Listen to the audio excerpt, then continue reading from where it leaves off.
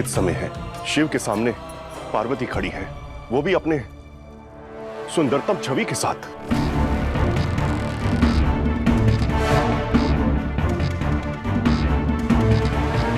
कामदेव, अब समय आ गया है, अपना काम बांध शिव के हृदय पर चलाइए।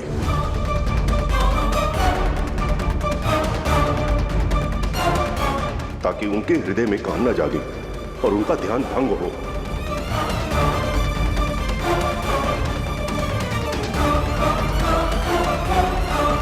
संभव है कि ध्यान से निकलते ही वो अपने सामने शक्ति को देखकर अपने विवाह न करने का निर्णय बदल दे।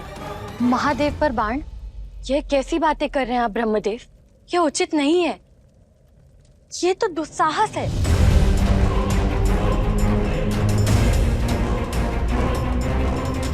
और इस क्रिया से होने वाली प्रतिक्रिया का दायित्व कौन लेगा? नारायण, जिन्होंने हमें इस कार्य से होने वाली किसी भी अनिष्ट से बचाने का वचन दिया था, परंतु वे भी तो यहाँ नहीं है।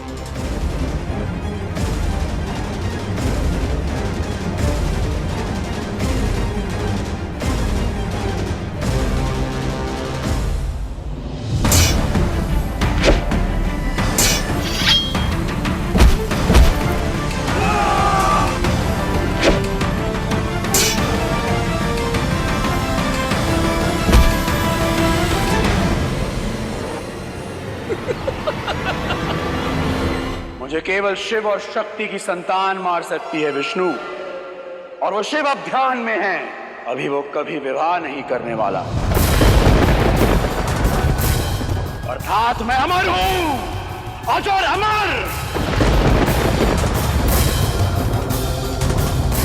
परंतु अमर होने से अधिक आनंद मुझे तुम्हें परास्त करने में आ रहा है विष्णु, क्योंकि तुम्हारी पराजय संसार में ये संदेश पहुंचाएगी कि तारकासुर सर्वशक्तिशाली है, तुम त्रिदेवों से भी अधिक बलशाली।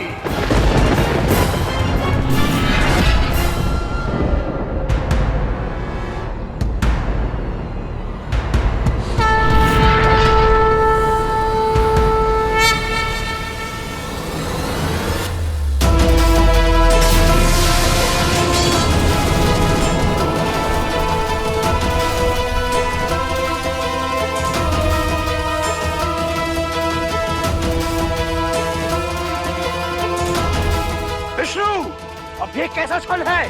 यह छल नहीं, युद्ध नीति का बल है। तुम जैसों को रोकने का हल है।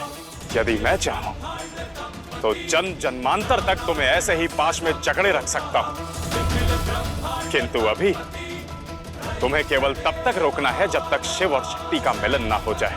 उनके विवाह के पश्चात तुम्हारे अंत का आरंभ हो जाएगा तारकासुर।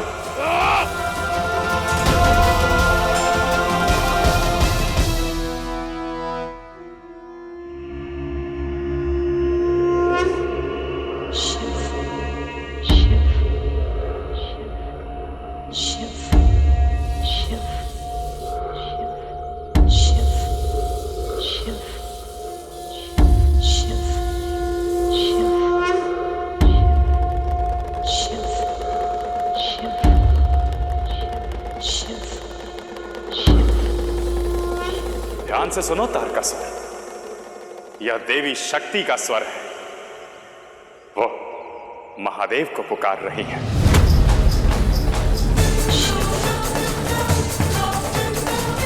और जब शक्ति शिव को पुकारने लगे तो इसका अर्थ यह है कि शिव और शक्ति के मिलन का क्षण समीप है।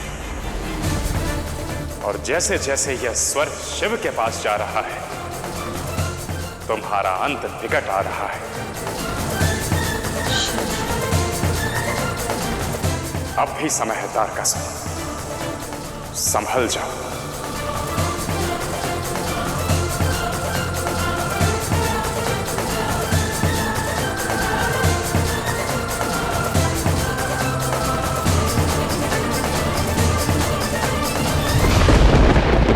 देव, आप कामदेव हैं और इस सृष्टि के बारे में सोचना दायित्व है आपका। इस समय आवश्यकता है कि शिव ध्यान से बाहर आए।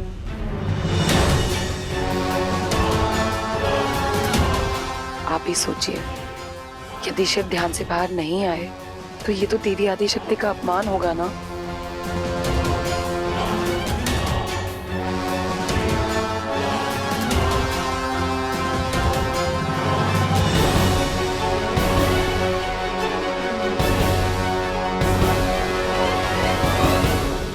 देवी ठीक कह रही है रति। जगत कल्याण के लिए हमें ये करना ही होगा।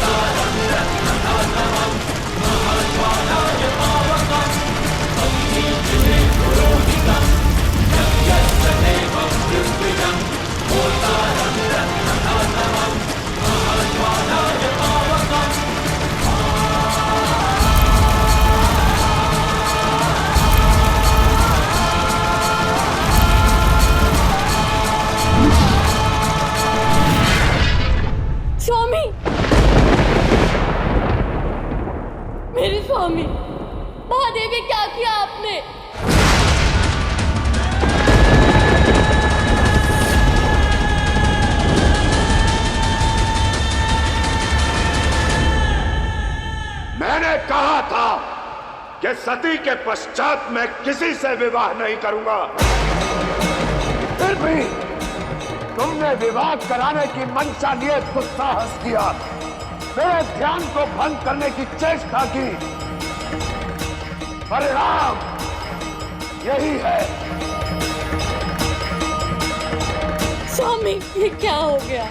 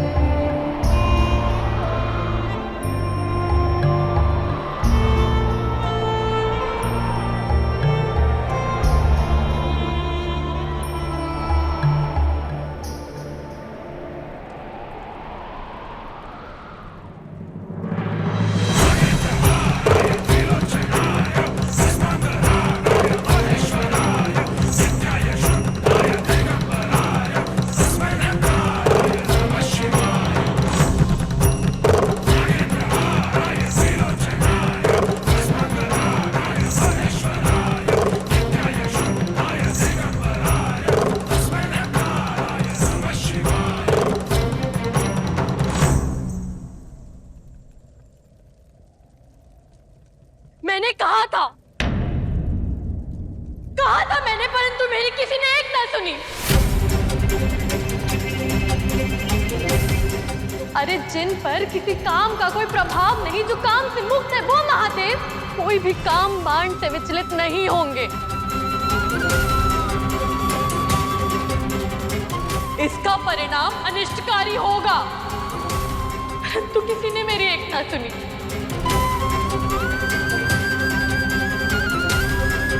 मेरे स्वामी, मेरे कामदेव जलकर भस्म हो गए आप सबके कारण।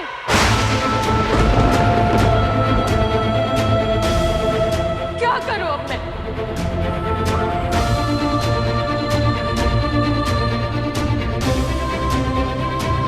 ये ठीक नहीं हुआ। मुझे तो विश्वास ही नहीं हो रहा कि महादेव ऐसा कर सकते हैं। बहुत भयंकर था। आपकी पीड़ा समझ सकती हूँ। तुम समझोगी पार्वती?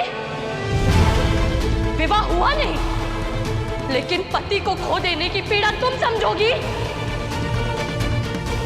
गृहस्थी बसी नहीं, लेकिन गृहस्थी उजड़ने की पीड़ा तुम समझोगी। कैसे?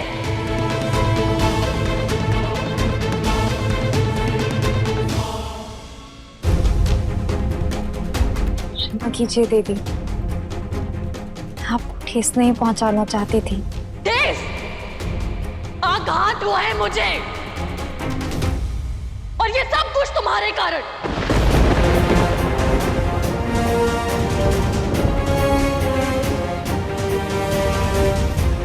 मेरे कारण? हाँ, तुम्हारा शिव से विवाह कराने के लिए, तुम्हें शिव से मिलवाने के लिए, शिव का ध्यान भंग करने के लिए ये सब हुआ है। हम तो यार शिव के मन में तुम्हारे लिए कामना जगाने आए थे पार्वती, और स्वयं मेरे कामदेव भस्म हो गए।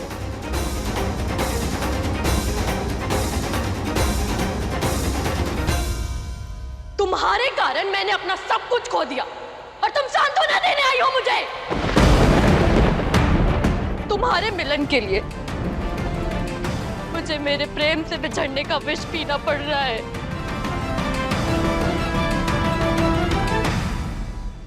मेरे स्वामी की हत्यारी तुम हो पार्वती।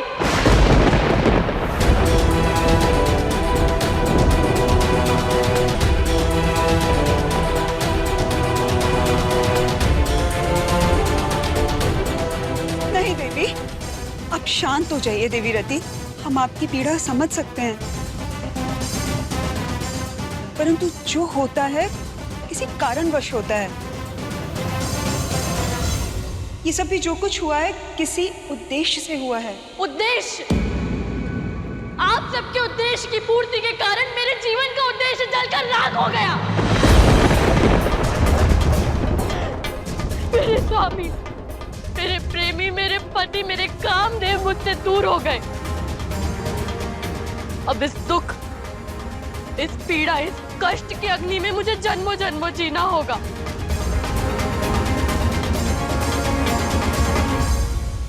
अपना परिवार उजड़ने का दुख मैं अकेली नहीं सहूंगी।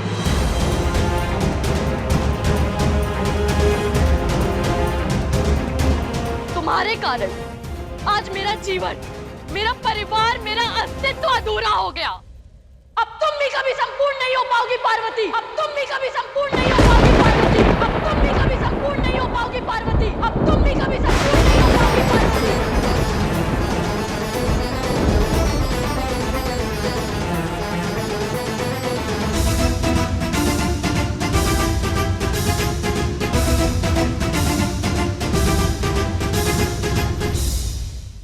देवताओं के जिस उद्देश्य की पूर्ति के लिए मेरे स्वामी के प्राण गए हैं, वो उद्देश्य कभी पूर्ण ना हो।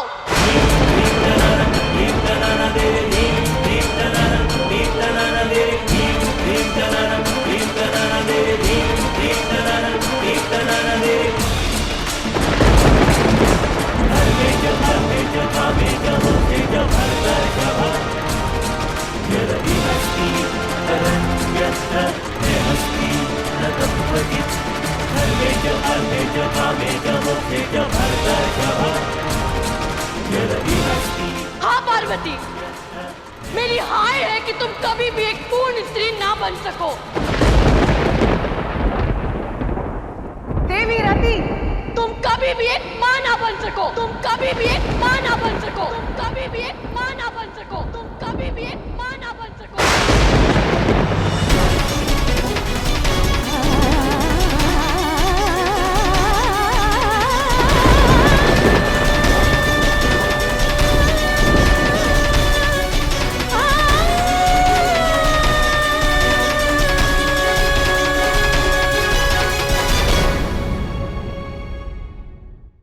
जिस शिव से संतान उत्पत्ति के लिए तुम्हारा विवाह होने वाला था, वो कभी ना हो।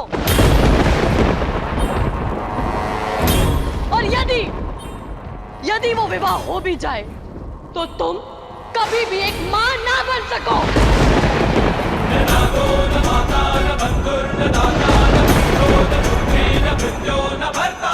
मैंने आपसे कहा था कि मनुष्य रूप में पुनः जन्म मत लीजिएगा आदिशक्ति,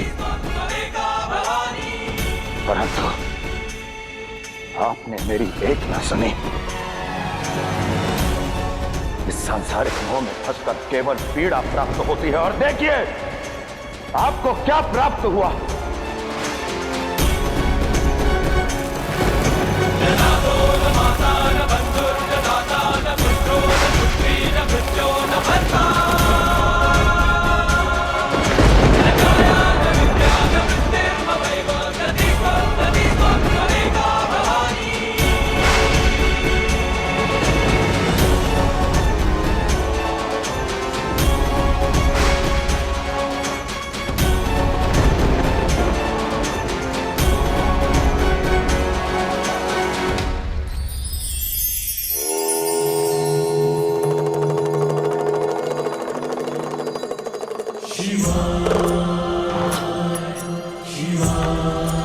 जीवन, यदि जीवन को एक भवन समझा जाए तो उसकी ईंट और पत्थर है जीवन के पल।